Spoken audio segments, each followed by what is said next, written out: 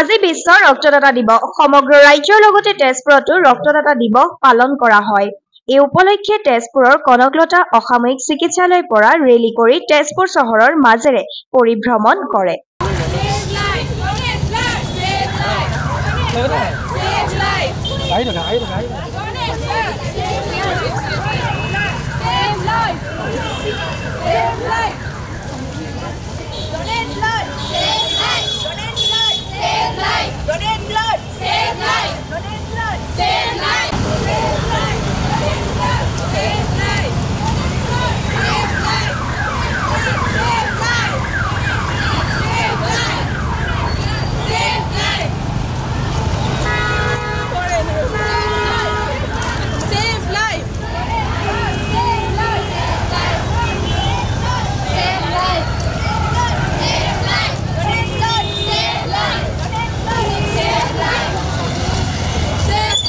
আজি আমাৰ শ্লোগানত সকলোৱে কৈ আছে আজি আমাৰ ৱৰ্ল্ড ব্লাড ডোনাৰ ডে।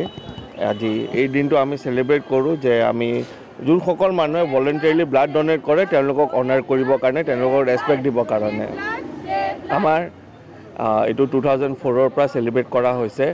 আপুনি গম পায় যে সকলো মানুহকে বহুত বিভিন্ন কাৰণত কেতিয়াবা ইমাৰ্জেঞ্চিত ব্লাড দৰকাৰ হয় আৰু সেই সময়ত আমাৰ ব্লাড বেংকত যায়।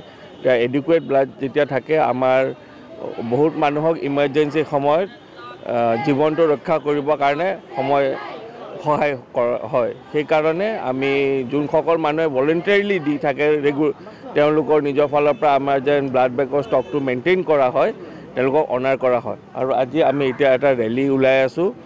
আমি গোটেই টাউনত এটা পাৰ্ট ঘূৰিম, আমাৰ মাৰ্কেটত মেইনলি, যেন আমি সজাগতা ক্ৰিয়েট কৰিব পাৰোঁ আৰু বেছি মানুহে আমাক ভলেণ্টিয়াৰ কৰে আৰু নিজৰ ভলেণ্টাৰী ব্লাড ডোনেট কৰে। আৰু মই আপোনালোকৰ থ্ৰু দিয়ক সকলোকে আহ্বান জনাইছোঁ আমাৰ শোণিতপুৰ ৰাইজক যে আপুনি নিজে ভলেণ্টিয়াৰ কৰক, আমাৰ ব্লাড বেংকত আহি ব্লাডটো ডোনেট কৰক, তেতিয়া যেন আমাৰ এডিকুৱেট ষ্টক থাকে। যিকোনো ইমাৰ্জেঞ্চি এক্সিডেণ্ট হওক, কাৰোবাৰ বেমাৰ হওক, কাৰোবাৰ প্লাজমা লাগে, তেতিয়া আমি যেন দিব পাৰোঁ।